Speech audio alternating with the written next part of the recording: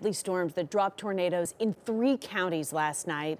Tragically, a mother of 8, along with one of her daughters, were killed due to the storm, captured by Fairview Emergency Management. News 4's Abigail Franklin went to Major County. She talked with the family of Jody and Lexi Owens. Here's their story. Crews worked to repair the damage left behind after a tornado ripped through Major County. But the biggest loss from this storm is the death of a mother and daughter. They're amazing people, and anyone who knows them will be devastated by this news. A family mourning the loss of their loved ones, Jody and Lexi Owens. This just feels like a movie. It feels like I've watched a movie and I don't believe it's real still. Jody and Lexi were on their way home from Fairview when a tornado killed them.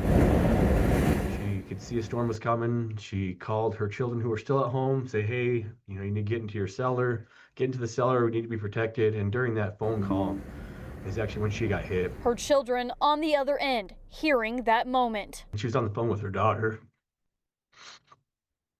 who heard her mom and sister's last cry before the line went dead. The tornado tracking several miles, damaging multiple power lines and some structures, ultimately taking the life of Jody and Lexi, leaving a family and a community at a loss. She's there for her kids. She's in the PTA. She goes to every event. She's working with fundraisers for her son, who's in the high school band at Fairview. She's just doing everything to be there for her kids in a way that they can be lifted up no matter what.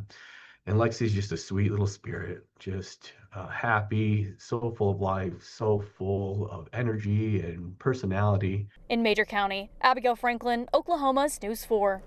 So terribly sad. Abigail, thank you. The family tells us Jody was 47, her daughter just 13 years old, a girl who loved to play the drums in the school band. They've got a GoFundMe set up to raise money for the funeral. You can donate if you like. We've posted it online.